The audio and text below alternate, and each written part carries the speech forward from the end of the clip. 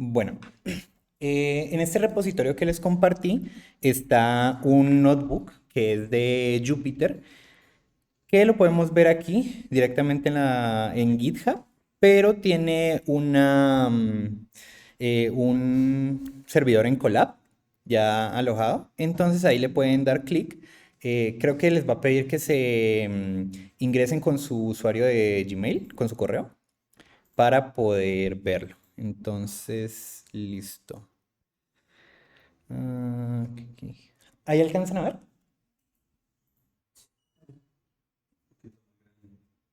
Uy, pero esto es alojo. Salud. Juepucha. Ahí creo. Ajá, ahí ya. Listo. Bueno, la exposición que voy a hacer es respecto a Python. Es una pequeña introducción a cuáles son los puntos principales a tener en cuenta para Python, específicamente para la aplicación a Machine Learning y, bueno, en nuestro contexto a minería de datos.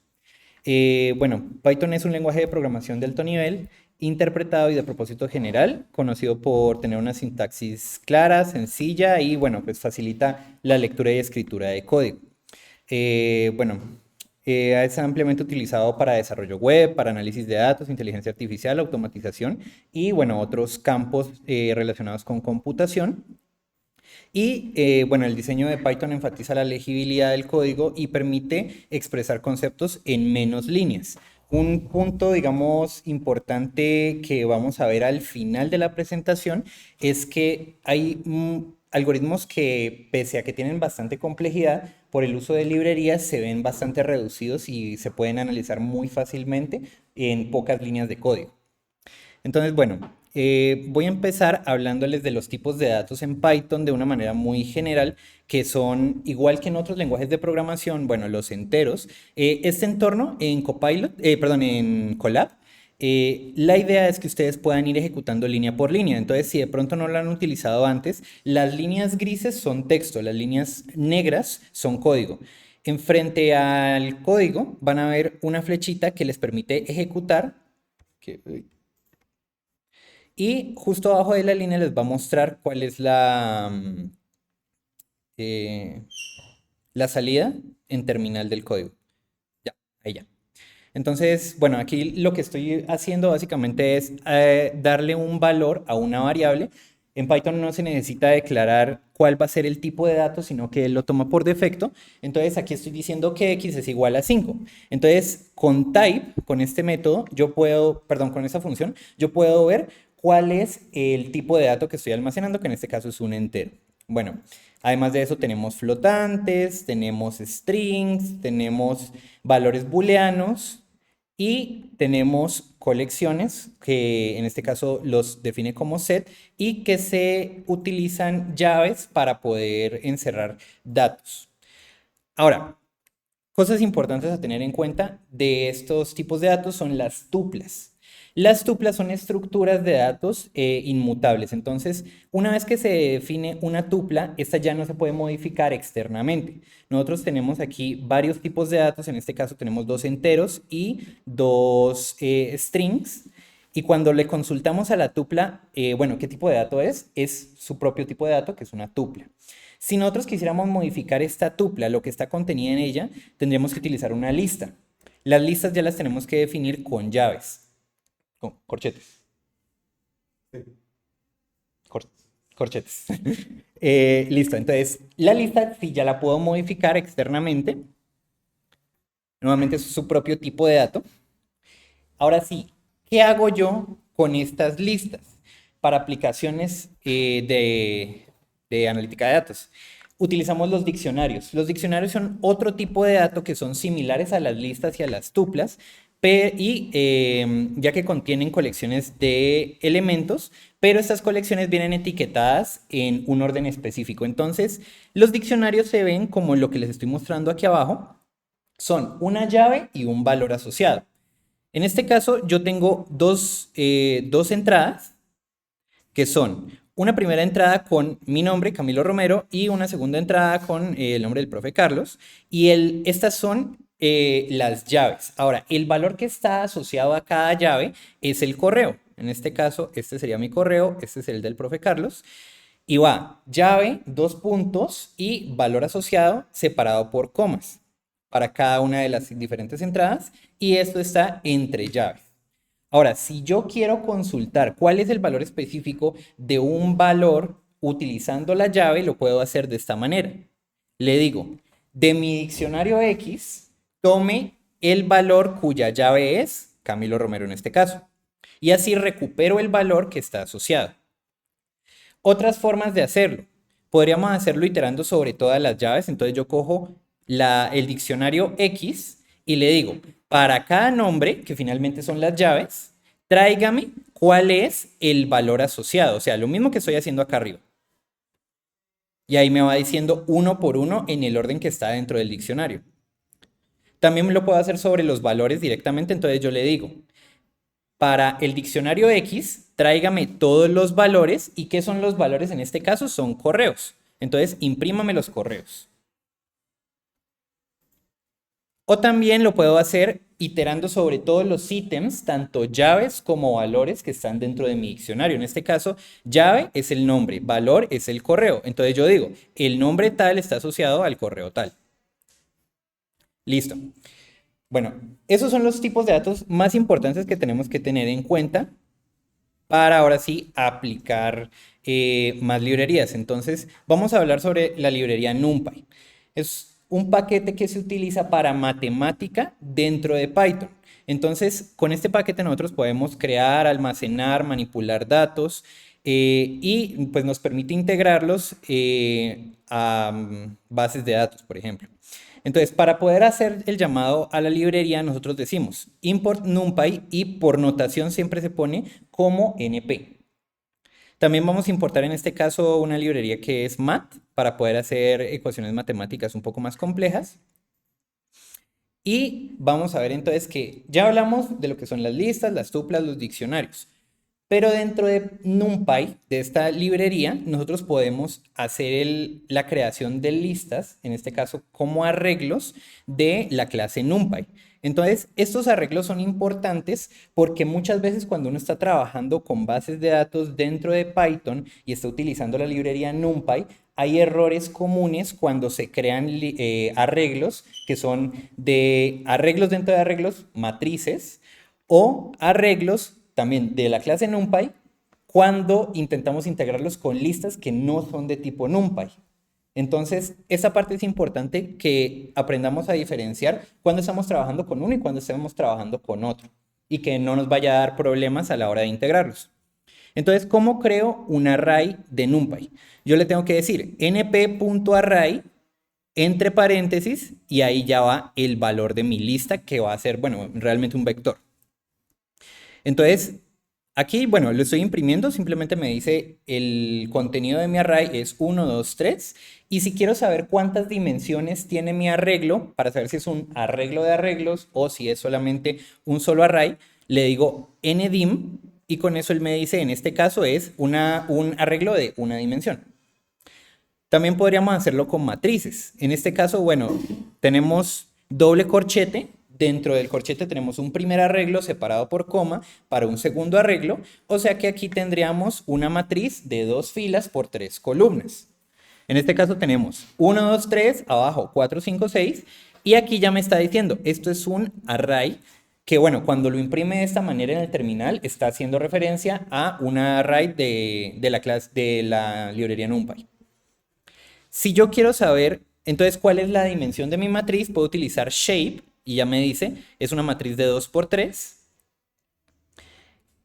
Y bueno, respecto a los tipos de datos que puede almacenar un arreglo de NumPy, por defecto, la librería lo que va a hacer es intentar unificar todos los datos para que sean del mismo tipo. En este caso yo tengo dos valores que son flotantes y un valor que es entero.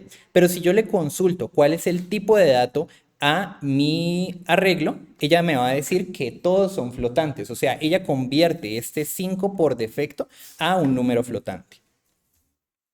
Listo. Bueno, eso es lo que les acabo de decir. También podemos hacer la creación para ejercicios que tengamos que hacer o para la construcción de pronto de alguna matriz y hacer operaciones matemáticas de matrices llenas por defecto de ceros, de unos o de números aleatorios. Y eso lo hacemos de esta manera. NP.0 nos pide cuál es la dimensión de la matriz. Entonces, en este caso, 2 filas, 3 columnas. Y aquí me la estoy imprimiendo.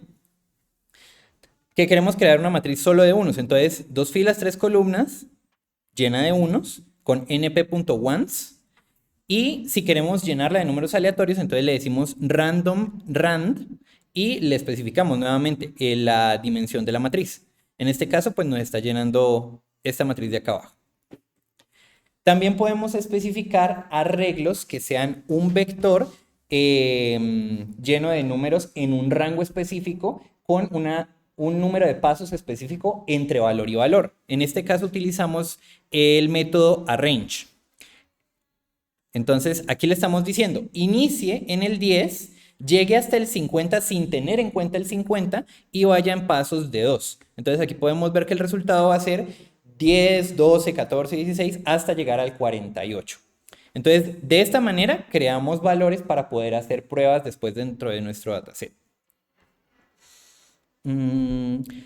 Bueno, en NumPy nosotros podemos hacer múltiples operaciones matemáticas que, bueno, por la duración de la exposición no puedo entrar a mucho detalle, pero las más generales, las más sencillitas, serían suma, resta, multiplicación, división.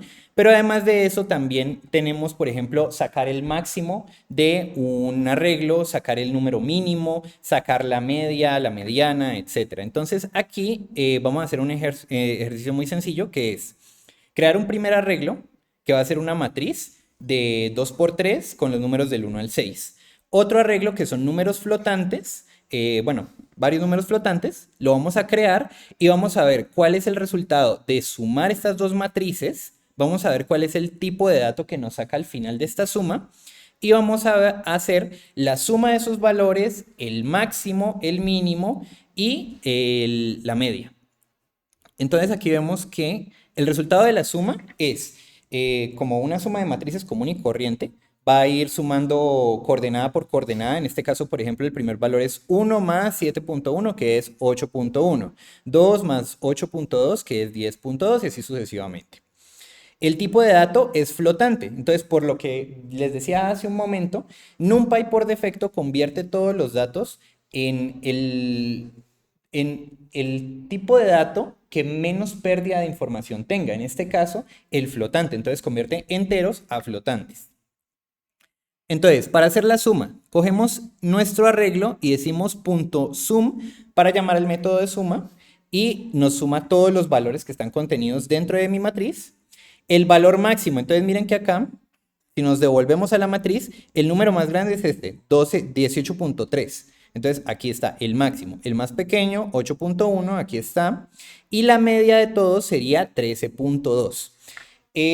Estos métodos, estas operaciones matemáticas, son de las más importantes y de las que más necesitamos, pues como lo hemos venido viendo en minería de datos. Entonces, por eso los toco así muy a grosso modo, pero hay muchísimos más y bueno, por la duración de la presentación no puedo ahondar un poquito más en ello.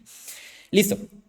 Para la lectura de datos, entonces, igual que como hacíamos nosotros con RapidMiner, nosotros podemos importar a Python múltiples tipos de datos, tipos de archivo, perdón. En este caso voy a utilizar un CSV, pero podríamos utilizar perfectamente un archivo plano de texto, un TXT o un archivo de Excel, o bueno, algunos de los archivos que hemos ido viendo también con RapidMiner, también los podríamos utilizar en Python. En este caso, yo lo que estoy haciendo es utilizar una librería que se llama CSV para poder importarlo. No es la más común, por defecto no es la que se utiliza. Más adelante les voy a mostrar cuál es, pero me sirve para mostrarles algo que es aquí, cómo hacemos la consulta. Sí. Si me están siguiendo en la presentación, espérenme que la pantalla no me dejó. Ya vamos a empezar a utilizar el archivo que les compartí, el CSV. Entonces, por favor, diríjanse al repositorio de Jupyter. al repositorio de GitHub, perdón, y descargamos este archivito, el churn CSV, que es el mismo que utilizamos para el primer taller. Lo vamos a descargar y lo vamos a subir acá a Colab. Para subirlo tienen que irse a la esquina, bueno, al lateral izquierdo, donde está la carpetica, la última, y lo ponen ahí. Listo.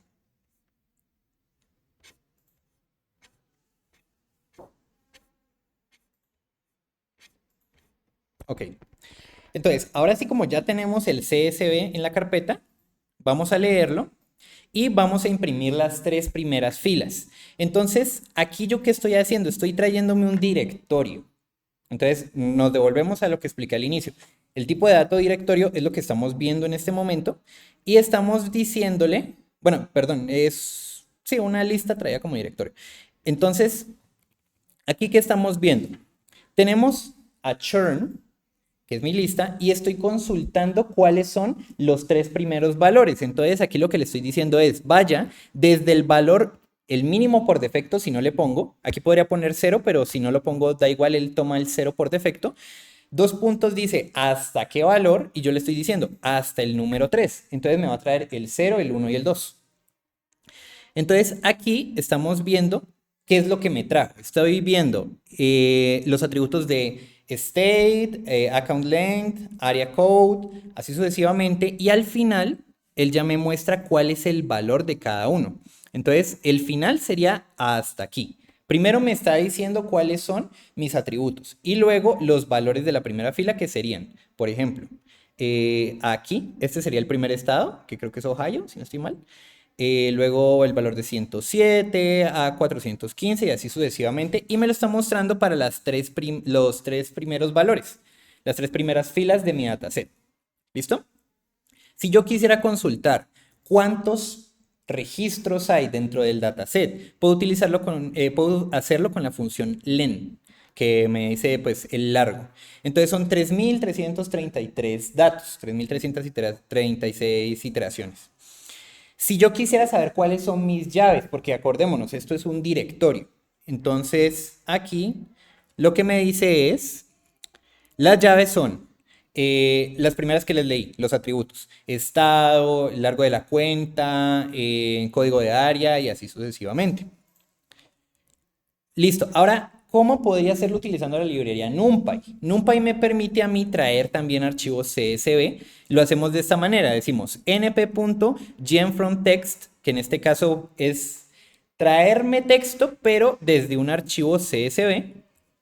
Y aquí le estoy diciendo, primero, ¿cómo van a estar delimitados? Fíjense que acá, cuando yo veo las llaves, ellas aparecen delimitadas por puntos y comas. Entonces, utilizo punto y coma para el delimitador, le digo que no tome en cuenta las columnas.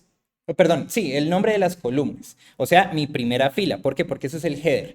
Y en vez de eso, yo se lo voy a especificar. Le voy a decir, el nombre de las columnas es este de aquí. Entonces, cuando yo lo ejecuto, listo. Él me trae valores de NumPy. Ahora, hay un problema dentro de mi dataset que es que hay texto y también hay números. Entonces NumPy no puede manejar el texto por defecto y por eso me trae aquí un not a number, que es un tipo de dato especial que me arroja, bueno, Python en general, para cuando me falta un registro, cuando hay información que él no puede interpretar.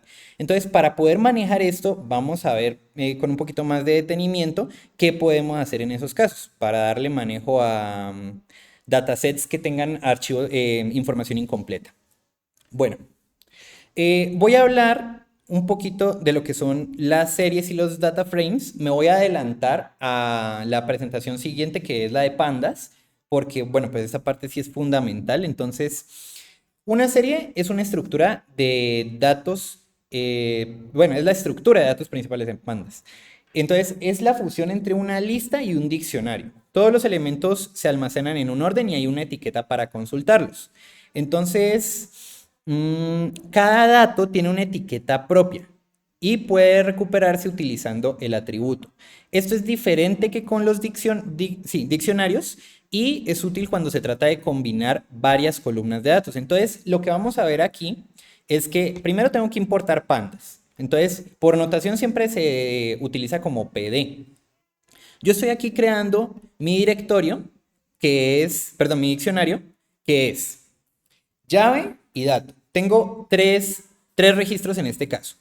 Alice, que está asociada con física, Jack, que está asociado con química, Molly, que está asociada con inglés. Y abajo estoy creando una serie de pandas.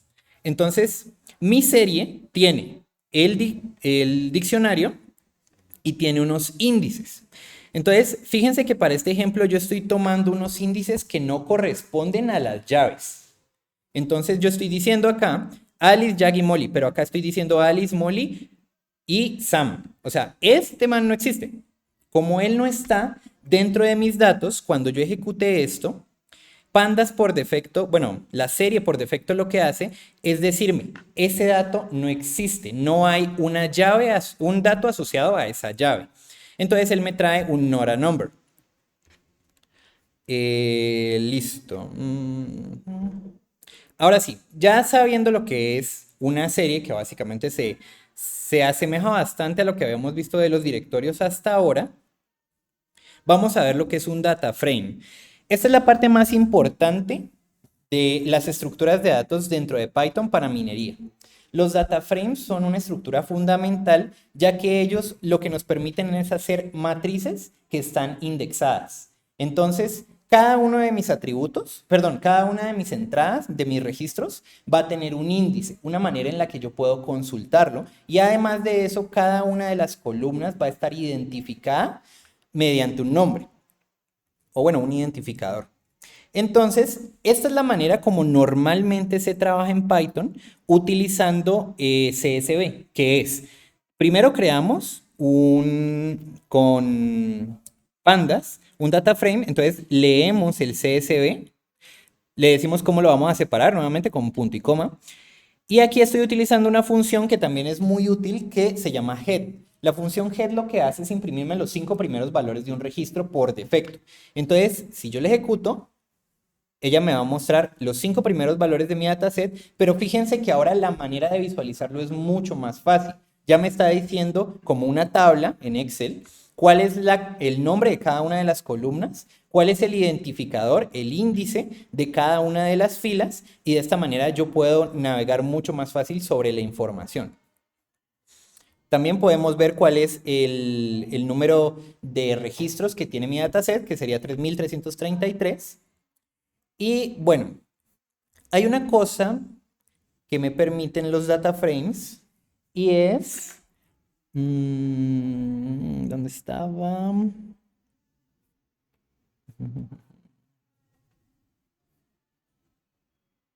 Bueno, manejar múltiples tipos de datos. Dentro de esos datos están valores booleanos. La importancia que tienen las matrices booleanas dentro del análisis de datos es que podemos crear boolean masks. Entonces, estas máscaras booleanas son matrices que tienen valores falsos y verdaderos. ¿Por qué son importantes? Porque con ellas puedo hacer condicionales. Entonces, yo, por ejemplo, puedo decir, yo tengo mi data frame, que es este de acá. Yo importé el data frame churn. Ahora estoy diciéndole, tráigame los valores de total day min, que son estos de acá, estos de aquí. Entonces yo sé que son valores que están entre el 300 y el 160, los primeros 5 valores que estoy imprimiendo. Entonces yo le digo, hágame una máscara que sean todos los valores de esa columna que cumplan la condición de ser mayores al número 200. Entonces, si nos devolvemos acá, sabemos que mayores al número 200 son el primero y el tercer registro. Nos vamos acá y vemos que el primero y el tercero son, bueno, cuarto, son falsos. El resto son verdaderos y bueno, él lo hace automáticamente para todos mis registros. Entonces, ¿qué puedo hacer una vez que yo ya tengo una máscara booleana? Con eso puedo hacer filtrado. Entonces yo cojo y digo, de mi data frame, voy a hacer una copia que es el filtrado, que va a ser igual al data frame original tomando esa máscara. Entonces, todos los valores que son falsos los quita. Todos esos registros ya no se tienen en cuenta. Y todos los que son verdaderos sí se los recupera. Y si yo lo imprimo acá, ay, perdón, tengo que ejecutar primero esta línea. Y ahora sí esta. Y si yo me los traigo acá, fíjense que pasa del 1, 2, se salta el 3, pasa al 4, 5, pasa al 8. O sea que él me está quitando registros que no cumplan con mi condición. Entonces esto es algo pues fundamental que nosotros hemos venido viendo en el curso de minería de datos para poder hacer el descarte de algunos datos que no nos son tan útiles. Miren que aquí ya pasamos de tener 3.300 datos a tener 1.186. Entonces redujo en más de la mitad en este caso por la condición que yo le puse. Listo. Bueno, respecto a preparación de los datos, vamos a ver cómo afrontar los datos que son faltantes dentro de un data frame. Entonces, cuando nosotros tenemos registros que están haciendo falta, nosotros veíamos en la clase de minería de datos que depende del contexto, nosotros tenemos que darle un manejo u otro. Vamos a partir del escenario más caótico y el que nunca se debería aplicar, que es eliminar todos los registros. Entonces yo digo, por ejemplo, nuevamente yéndonos al dataset de churn, digamos que yo tengo un total day min nulo, o sea, no hay ningún registro. Tengo todos los demás atributos de esa persona, pero ese en particular no está. Entonces esto lo que hace es decir, elimine todo lo que esté vacío y eso elimina todo el registro. Entonces aquí voy a perder muchísima información. Entonces esto lo hago con el método dropNA. Luego, ¿qué pasa si yo quiero solo todos los valores cuando todos los valores de la fila sean nulos, ahí sí lo elimino. Entonces yo le digo, dropNA, ¿cuándo? O bueno, ¿cómo? Si todos cumplen con la condición de ser not a number, ser vacíos. Entonces, ahí lo elimino. Eliminar filas solo si hay not a number en columnas específicas. Entonces yo estoy haciendo lo mismo de acá arriba, que es eliminar todo el registro, pero basándome solamente en que las dos columnas estén vacías. Entonces, el estado y el total day min. Si estas están vacías, pues entonces elimina todo el registro. Ahora sí, soluciones un poquito menos drásticas. Podríamos hacer el reemplazo de estos valores con otros valores fijos. Entonces, por ejemplo, nosotros podríamos rellenarlo con un 0. Entonces, si no hay un valor de llamadas totales en el día, pues entonces por defecto diga que no hay ninguna, que son 0. O la otra es decir que es un texto vacío, que no hay directamente, es una cadena vacía. O podríamos tomar valores de otras columnas. Entonces, aquí estoy diciendo, si el estado no está, no hay estado, pues entonces póngale un 0. Si total day min no hay, entonces póngale el carácter de desconocido, el string de desconocido. Y con esto lléneme todos los valores que estén nulos. Y ahora sí, bueno, algo un poco más aterrizado a lo que hemos venido viendo. Podríamos llenarlo con valores de la media, la mediana o la moda de toda la columna. Entonces lo que hago es decir, vamos a hacer una copia. En este caso voy a hacer solamente la copia de la columna. Entonces, el data frame copia en la columna total day min va a tomar los valores de el data frame copia en esa columna y todos los valores que sean NI los va a llenar con la media de toda la columna. Entonces, ahora sí, pues con esto no estaríamos alterando la distribución tanto del cálculo que vayamos a hacer. Lo mismo con la media, perdón, la mediana y con la moda. ¿Listo? Otra cosa que podríamos hacer, llenar con el valor inmediatamente siguiente o anterior. Entonces esto lo podemos hacer con el método ffill o bfill, que lo que me traduce eso es forward y backward. Entonces aquí, este de aquí lo que hace es llenar al valor con el valor anterior. Este de acá lo que hace es tomar el siguiente valor, entonces lo recupero. Listo. Bueno, ya sabemos entonces cómo operar con valores faltantes.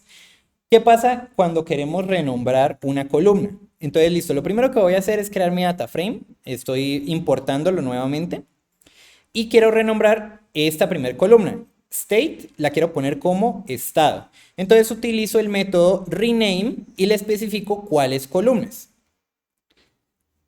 Con el método columns puedo imprimir todas las columnas de mi data frame y aquí ya las estoy viendo. Podemos ver que está estado, que era el primero, ya lo cambié y luego me aparecen todas las demás, pero fíjense que tienen errores.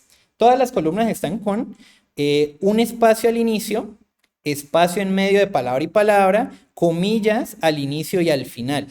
Entonces, primero vamos a trabajar sobre eso. Vamos a ir eliminando cada cosa. Entonces, para ello, vamos a utilizar esta línea que es, llamo a las columnas con .columns, luego especifico que vamos a trabajar sobre strings diciendo .str y luego vamos a reemplazar ese string utilizando las comillas que la vamos a convertir en espacio vacío, o sea, las eliminamos. Y esta palabrita de aquí que dice regex la pongo en falso. Regex es una herramienta que a mí me permite hacer búsqueda, extracción, reemplazo y validación de cadenas de caracteres. De patrones, perdón, en cadenas de caracteres. Entonces, esto lo hace basado en consultas de expresiones regulares. Entonces, regex lo que me facilita a mí es el poder operar sobre cadenas de texto. Y esto es importantísimo porque cuando estamos haciendo la adecuación de nuestros datos, tenemos que saber exactamente con qué información partimos. Entonces, en este caso, vamos a concentrarnos en las columnas. Elimino las comillas. Entonces, vamos a ver qué pasa con las comillas. Fíjense que acá, con respecto a de arriba para abajo, ya no tenemos las comillas en ninguna parte. Vamos ahora a reemplazar estos espacios faltantes con una barra al piso. Entonces yo le digo, reempláceme esta línea, ese espacio vacío con un guión al piso. Listo. Pero ahora tengo otro error. En la parte del inicio de la palabra me quedó esa raya al piso que yo no la quiero. Entonces, para esto, ahora sí vamos a activar regex. Y le vamos a decir, esto de aquí es una expresión regular traída de regex y lo que traduce esto es, este simbolito me va a decir, si la palabra inicia con lo que voy a poner a continuación, entonces aplíquelo. Entonces, si la palabra inicia con un guión al piso seguido por texto, cualquier tipo de texto, que es lo que representa el más, entonces conviértalo a, elimine el texto, elimine lo que sea que esté ahí, que en este caso pues sería la barra al piso. Y de esta manera ya quitamos la del inicio. Listo, entonces ya tenemos nuestras columnas como quisiéramos tenerlas para poder operar sobre ellas. Resulta que hay una manera más fácil de hacer esto. En vez de yo eliminar cosa por cosa y crear información, que es lo que estoy haciendo aquí, para luego eliminarla, lo que puedo hacer es utilizar el método strip. Strip lo que hace es tomar una palabra que tiene espacios vacíos adelante o atrás de la palabra, entonces en las periferias, y eliminar esos espacios. Luego estoy diciéndole lo mismo que habíamos dicho, reemplace los espacios que sí me interesan, que son los que están entre palabra y palabra, con un guión bajo. Esta de aquí, de hecho, ya la puedo eliminar. Y quite las comillas.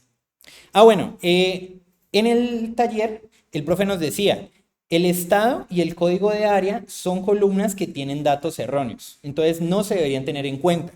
Entonces, aquí yo lo que voy a hacer es un drop de la columna. Entonces, la función drop, ¿qué hace? Toma el dataset, toma las columnas que yo le especifique y me pregunta en qué eje va a eliminarlas. Entonces él por defecto me dice que el axis 1 son columnas. Entonces yo tengo que especificárselo. Y lo otro que podemos ver aquí es un in place. Si se dan cuenta, hasta ahora yo lo que estaba haciendo era coger el dataset y decir, data frame de hecho, ya lo convertimos.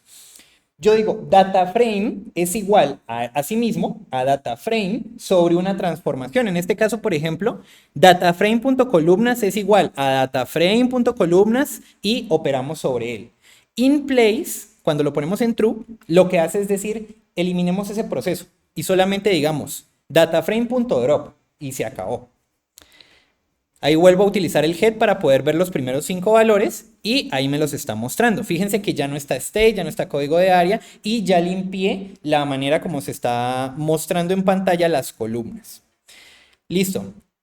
Ahora hay otra cosa que aquí nos choca y es que tenemos en voicemail plan. Aquí no tengo una forma de mostrárselos.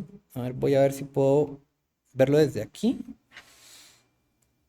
No, desde aquí no se los puedo mostrar. De pronto, desde acá. Listo. Aquí ya se los puedo mostrar. Si yo me voy al dataset, al CSV, y me paro en Interplan, fíjense que todos esos punticos, bueno, ahí me está señalando unos punticos verdes chiquiticos al lado de la palabra no. Esos son espacios en blanco. Son texto que yo no puedo ver, pero que me va a generar error. Entonces, por esto es importante que sobre todo el dataset hagamos este tipo de limpieza. Entonces yo voy a hacer la limpieza.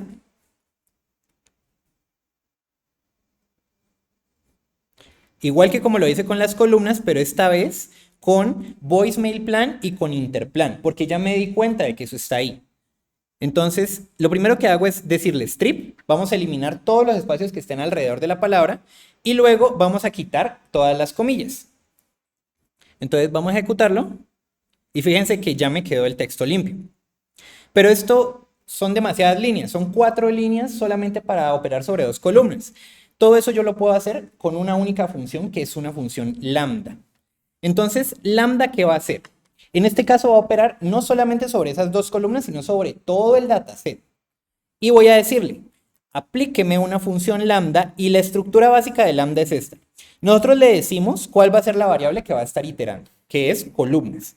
Entonces, las columnas van a ser strings a las que les voy a aplicar un strip para eliminar los espacios en blanco y voy a reemplazar todas las comillas por, bueno, por nada, las elimino. ¿Cuándo voy a hacer eso? Si se cumple esta condición. La condición de que columna sea igual a un tipo objeto o que sea un string. ¿Por qué un string? Porque aquí yo tengo también datos numéricos. Entonces me interesa es tomar los valores que sean de tipo string y sobre ellos es que voy a hacer este tipo de reemplazos.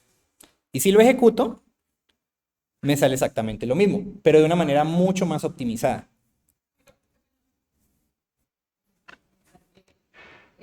¿Por qué están como, por qué están las comillas en el archivo? Porque sí venía. Sí, ¿no? Sí,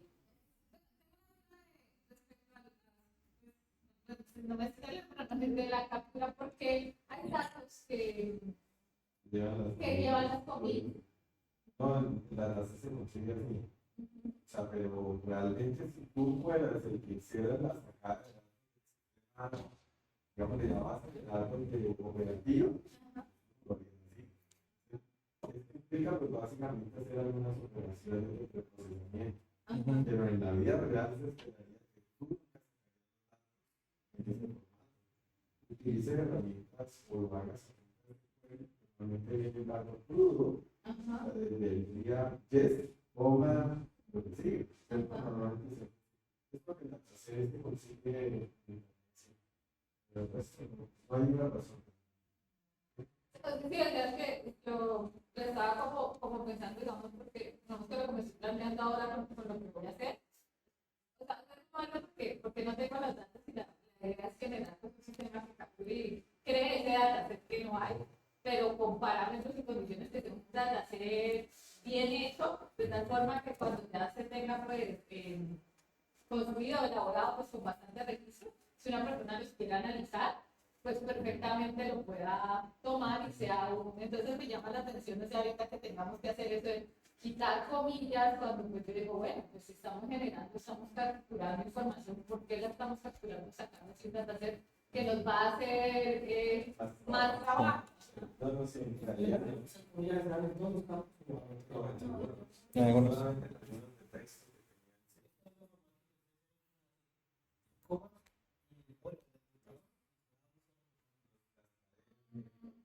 Pues de pronto por la forma de exportar el archivo CSV. Sí, yo era importante en Excel, no es Excel. Pero puedes, o sea, hoy, no es así. O sea que estamos como relacionados la forma en cómo uno la, no como cómo está capturando la información, sino cómo la está exportando para el archivo, el tipo archivo, que es CSV o que Pero es que, mira, normalmente haz cuenta que tú vas a una empresa y vas a hacer un inicio inmediato. Si antes la empresa, por ejemplo, ya hizo un proceso de bodega de datos. Ellos ya sufrieron todo lo que uno iba a sufrir. ¿Por qué? Porque ellos tuvieron todas las bases de datos operacionales. ¿No? En muchas empresas, no, que yo tengo recursos humanos, mi propia base de datos. Y no, que es que yo tengo clientes y allá en clientes tienen su propia base de datos. Pero muchas veces uno va y mira en esa situación, yo soy empleado de la empresa, pero a la vez soy cliente de la empresa. Entonces me van a mirar cuál es mi número telefónico y no saben cuál dar, porque yo tengo uno viejo registrado como cliente en la base de datos de clientes y tengo uno actualizado en la base de empleados. Entonces dicen, no se está configurando el número. ¿Sí? Entonces, uno allí va a tener que hacer por lo menos, decir, bueno, ¿cuál es la cosa? Y montar eso en una bodega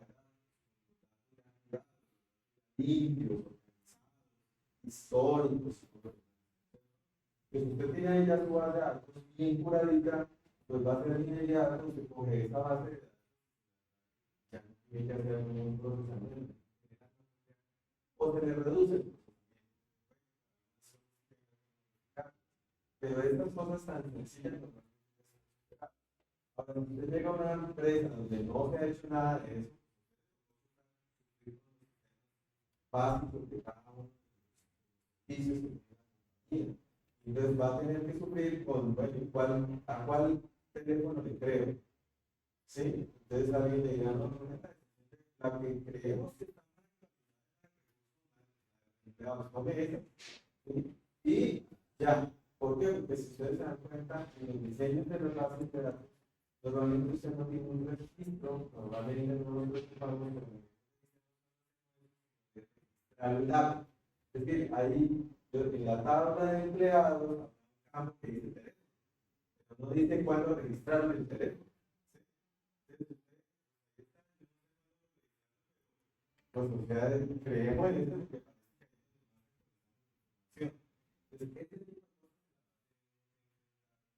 Y le toca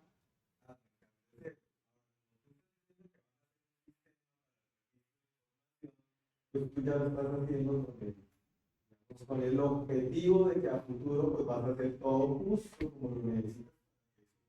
Vaya bien y no vaya. Pero digamos, todos esos tres escenarios y más,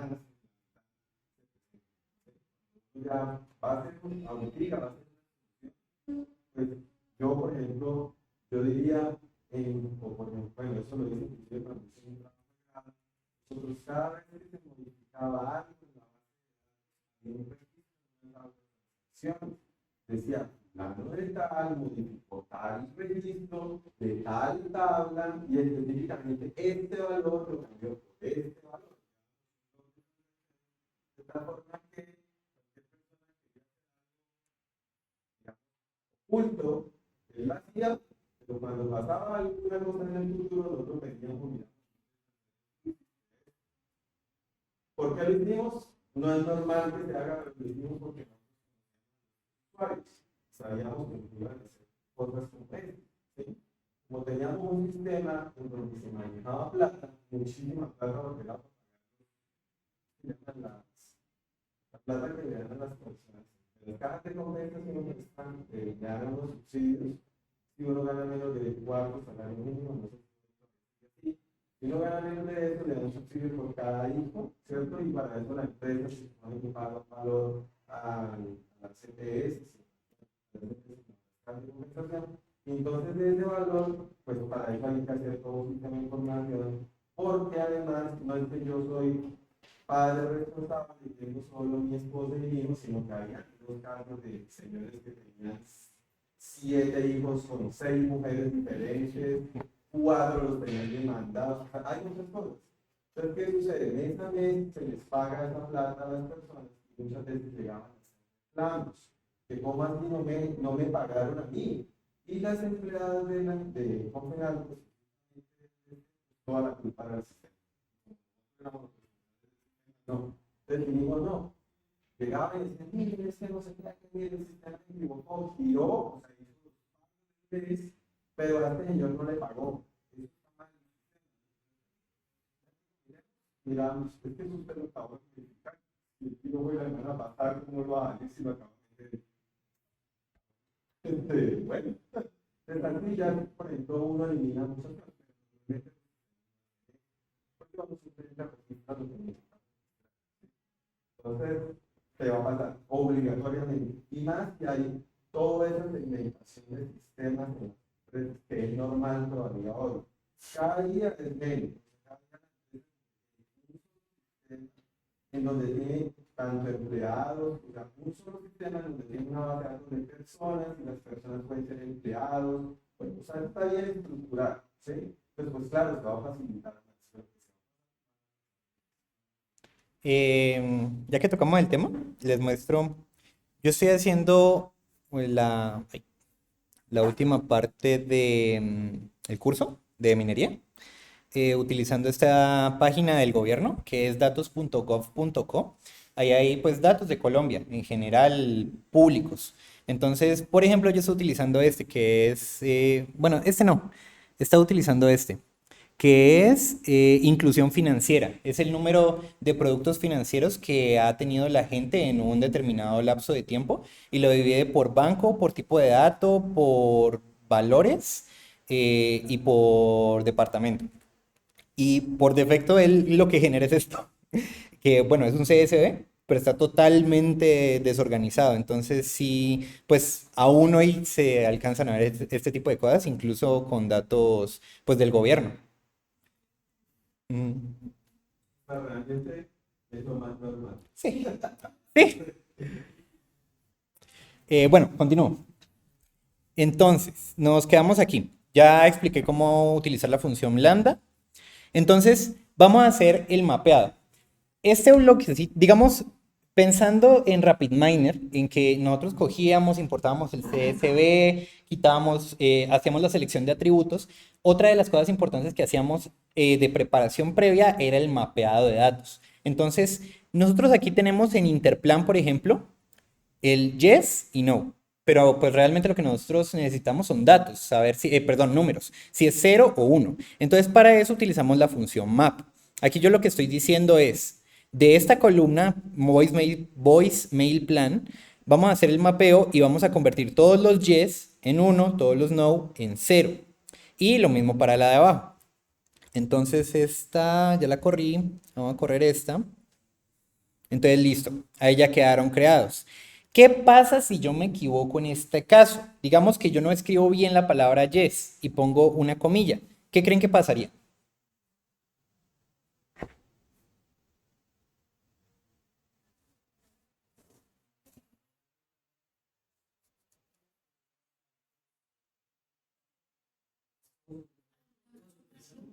¿Todo se volvería nulo? ¿Y cómo se ven los nulos acá?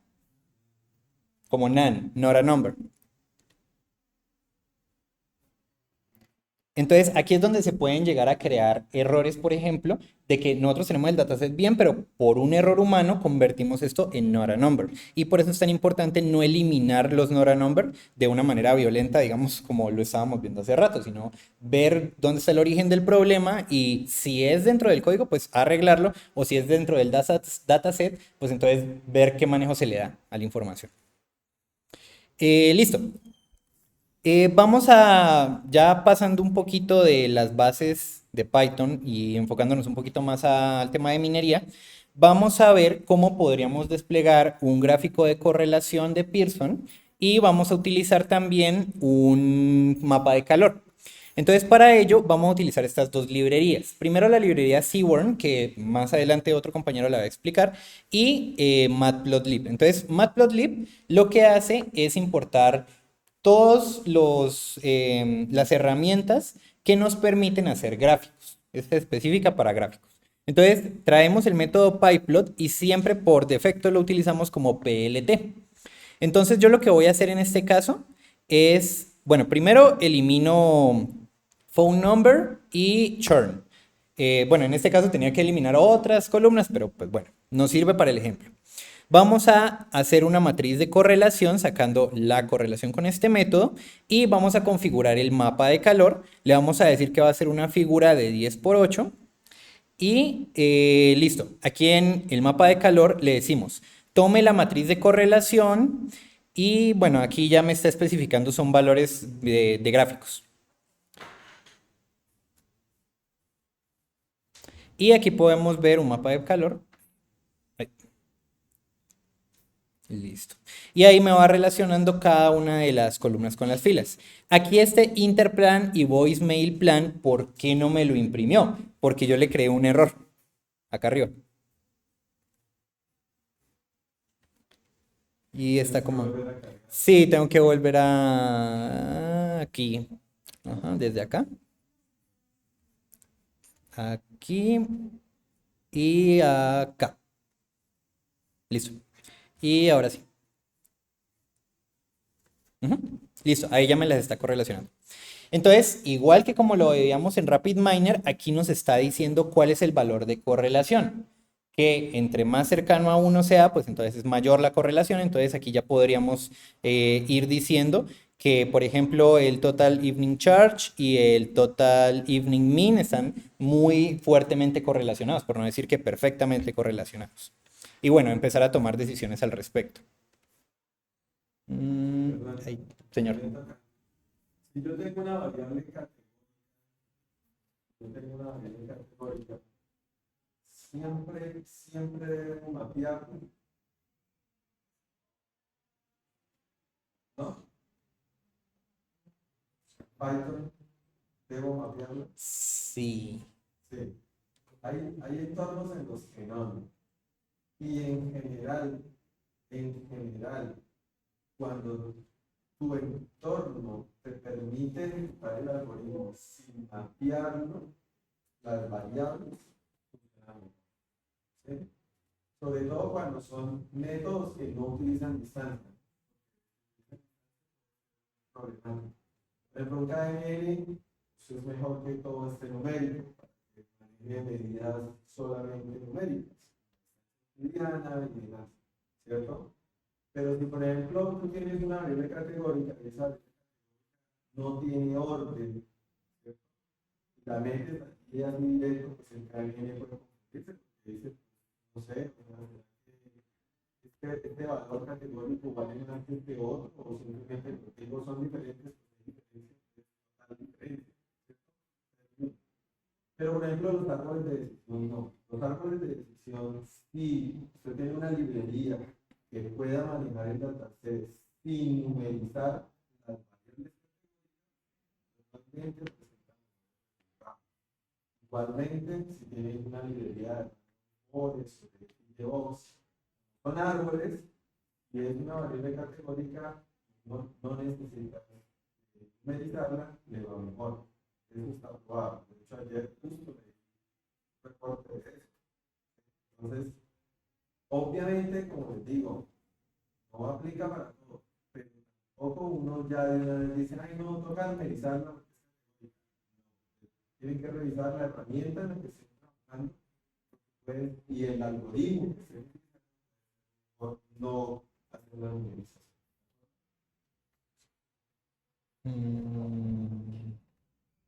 Bueno, vamos a ver cuál es la distribución de nuestra variable churn.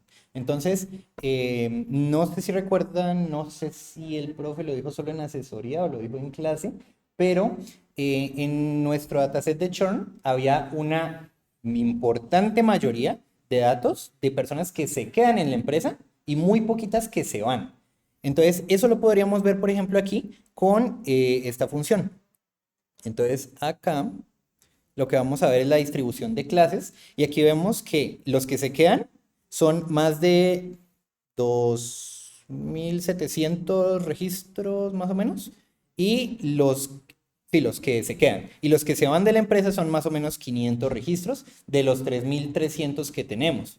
Entonces, esto pues también dentro de Python, fíjense que es muy sencillo mostrarlo, o sea, la librería de Seaborn nos permite mostrarlo fácilmente y nos aporta bastante información.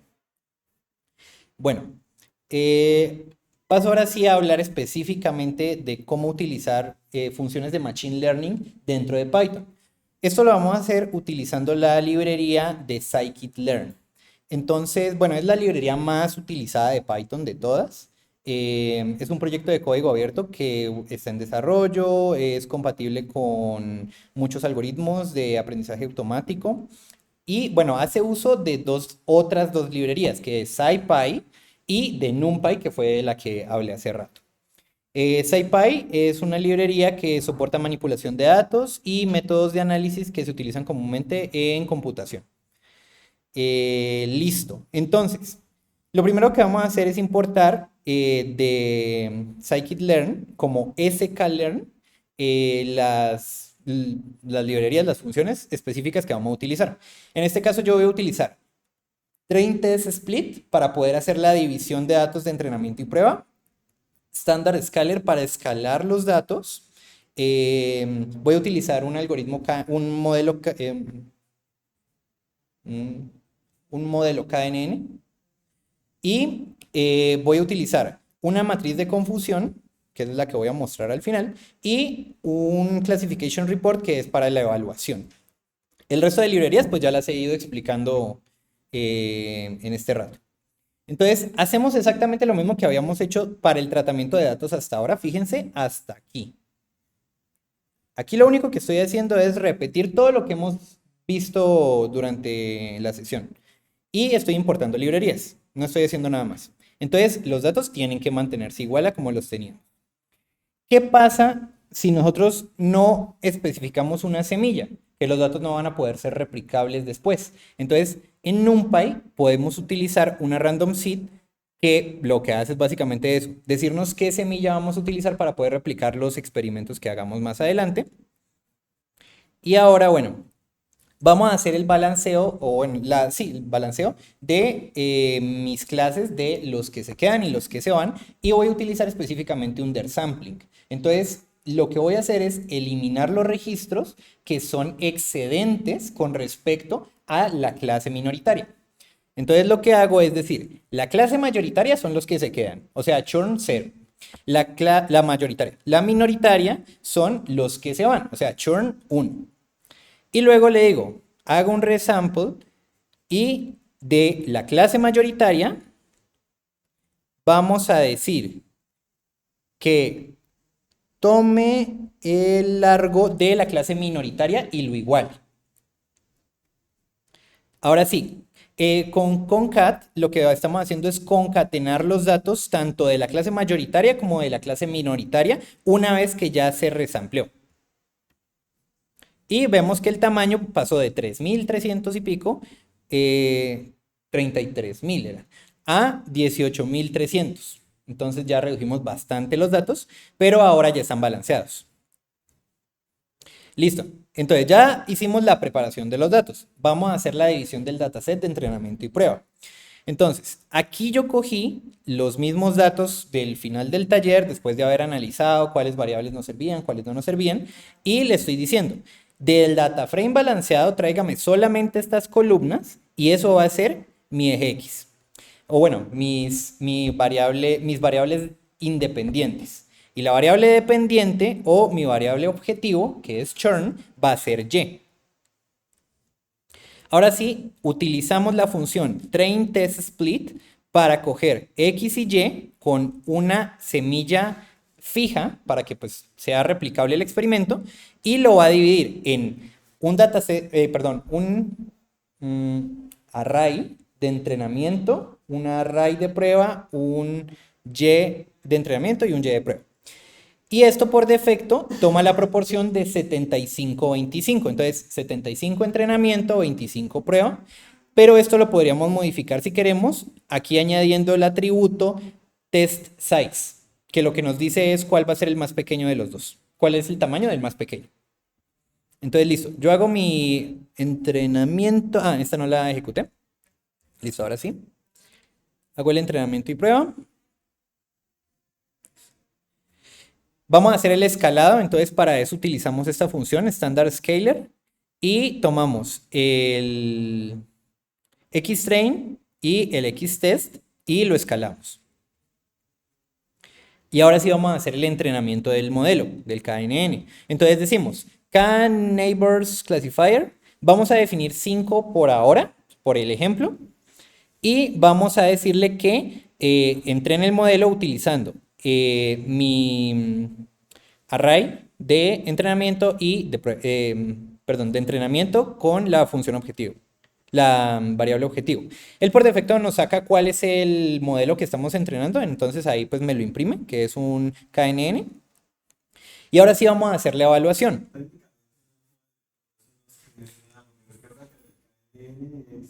Lo que necesitas todo el dataset. Él dice, sí, sí, aquí me configuramos para K igual a 5 y ya con las otras cosas. Porque él realmente no es manual. Uno habla más bien es como del algoritmo KNN, que realmente es en cambio uno con el árbol de decisión sí puede decir el algoritmo, el modelo. Ok, listo. Vamos a hacer ahora sí la evaluación del algoritmo. Entonces, primero, con .score, lo que nos va a hacer es decirnos cuál es la precisión. Entonces, nosotros aquí le pasamos el array de prueba con el label. Y entonces, bueno, podemos hacer la predicción, que esta predicción nos va a mostrar, permítanme, classification report. El classification report realmente es el que nos va a mostrar, una vez que hicimos la predicción de la matriz de prueba, con las variables dependientes de prueba, creamos ya la predicción y ahora sí le pasamos el valor predicho y el valor real y él nos hace la clasificación y nos suelta esta matricita de aquí que nos va a decir para churn false y para churn true cuál fue la precisión, el recall, el F1 score, el support, el accuracy, el promedio macro y el promedio con pesos. Entonces, listo, hasta aquí voy. Ahora, vamos a hacer una matriz de confusión. Entonces, aquí utilizamos nuevamente la función Seaborn. Y bueno, también estamos utilizando un mapa de calor técnicamente para saber cuántos números está poniendo en esta barrita de acá. Y fíjense que aquí lo que me está mostrando es que hay 96 y 99 correctamente clasificados, que estos serían nuestros false false y nuestros true trues. Y estos de aquí serían los errores, el true false y el false true. Lo mismo que nos aparecía en RapidMiner. Entonces, si quisiéramos optimizar el valor de K, en RapidMiner pues era, digamos, un proceso un poquito más dispendioso. Acá en Python es un ciclo for. Entonces, en el ciclo for nosotros podemos configurar que vaya variando el valor de K y dependiendo de una métrica que nosotros definamos, pues entonces él nos va a ir diciendo cuál es mejor o cuál es peor. En este caso, yo estoy haciendo este plot en el que él me está diciendo el error de clasificación y me dice, con 2 vecinos es el mayor error, con 7 vecinos es el menor error. Entonces vamos a compararlo. Aquí estoy haciendo exactamente lo mismo que antes, importo las librerías nada más, hago todo, esto es todo el código, esto es todo lo que hicimos en la clase de hoy. Entonces hago la lectura del CSV, hago la preparación de los datos que llega hasta acá abajo, defino la semilla, hago la distribución de la clase, el balanceo, hasta aquí. Combino esos datos. Ahora sí hago el escalado, el entrenamiento del modelo, la predicción, reporte de métricas y la última matriz de confusión. Entonces, ejecutamos este código. Y estos son los resultados que nos da. Fíjense que antes eran 90 y tantos en cada uno. En este caso ya son 101 y 102, lo que quiere decir que efectivamente el rendimiento mejoró al aumentar el número de mis vecinos.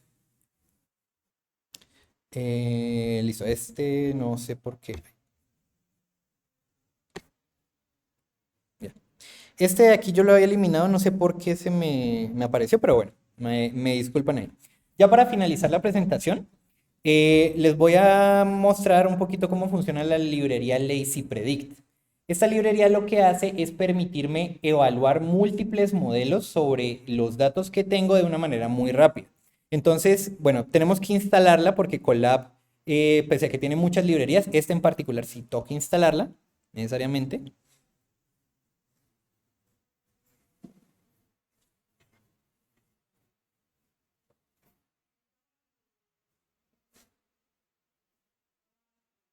Ya quedó. Ya, listo. Y entonces acá yo lo que hago es pasarle mis datos, que son las matrices de entrenamiento y prueba con las variables objetivo, y le digo que se ajuste a ellos. Y aquí me va a mostrar el resultado de múltiples modelos.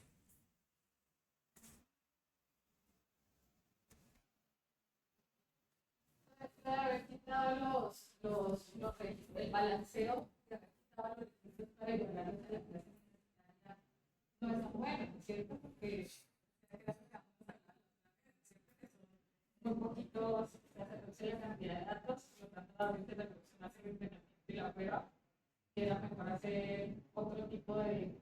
Sí, o sea, digamos, con los datos desbalanceados, pero realmente, porque en general funciona más, pues, la que tengo 700, 300 sobre estos, quiero que no inventar datos. Eh, digamos, en muchos, en otros no. Por ejemplo, en medicina es muy complicado. Pues cualquier persona le va a decir, ¿cómo así? Pues, ¿qué estás viendo? Además, en algunos escenarios, yo en general, casi hasta el año, tenía muy buenas, digamos, experiencias usando el día, usando, inclusive, cuando he tenido pocos datos de las dos categorías, tengo probablemente 100 datos de una mayoritaria, apenas 30 del otro, pues no lo subo a 100 y a 30 y a 100, sino que lo subo a 200. Pues, me inventé datos de las dos clases. Y a veces me iba bien, pero ya he encontrado ya, no, no, puede que funcione haciendo el juego ahí, pero pues a mí me toca parte para hacer validación de datos. Entonces yo hago ahí, eso funciona, todo el tema, puedo hacer la validación. Pero cuando ya evalúo, nunca he visto, pues, no la quiero satanizar, pero simplemente hay que hacer la prueba para ver si realmente te puede funcionar o no. Y siempre dejando como un conjunto de datos no visibles, ¿cierto? Muy a pesar de que vayas a utilizar la dices, ay, no, pues que yo cogí los datos y dije, validación virtual. Sí, entonces ahí sí le toca. Eso sí ya depende de la probabilidad. Ya para finalizar, este es el resultado que nos arroja Lazy Predict. Entonces miren que aquí es una columna llena de modelos, de múltiples modelos, y me va diciendo cuál es el accuracy, el balance de accuracy, el rockout, el F1 score y el tiempo que le tomó ejecutar cada uno de los algoritmos. Y Bueno, bueno, igual esa es una, digamos, de simple y corre con la premisa de que tú tienes partido durante hacer tiempo, ¿cierto? Está pensado un poco en grandes volúmenes de datos. Porque si tú tienes poquitos datos, pues no es como hacer. Adicionalmente, él solamente utiliza los datos, los parámetros por defecto de cada algoritmo. Entonces, pues esos resultados pueden ser muy diferentes si tú ya le haces un afinamiento a los parámetros de cada. Pero pues te da una idea y tú podrías decir, ah, no, bueno, sí, este, proceso de ciertos algoritmos, porque pues, te das cuenta, son bastantes. Después uno hace la prueba con los 20, hacer el afinamiento de los 20. Entonces uno puede mirar allí y decir, bueno, yo creo que vamos a encontrar estos algoritmos. Se recomienda siempre que cuando se escojan esos algoritmos, traten de dejar diferentes líneas de pensamiento, digamos así. Por ejemplo, dejar un bayesiano, dejar un perezoso, dejar un lazy un KNN, dejar uno, por ejemplo, de árboles, sencillito, puede ser K, o 4, lo que sea, pero que sea árboles, dejar uno de ensambles o dos, tal vez por lo menos dejar de voz, dejar una red neuronal, MLP, y dejaron su correo de información. O sea, más o menos de ellos, yo creería que nunca deberías hacer un proceso que no involucre al menos a uno. Y porque ellos te van a dar cosas diferentes. Entonces tú puedes darte cuenta, ya entendiendo por ejemplo cómo ellos funcionan, no se puede dar cuenta de que, no, es que la cierto tipo de relaciones que los otros no. Yo pasé en mediar resultados sin sobrepujar. ¿Listo? Listo. Sí,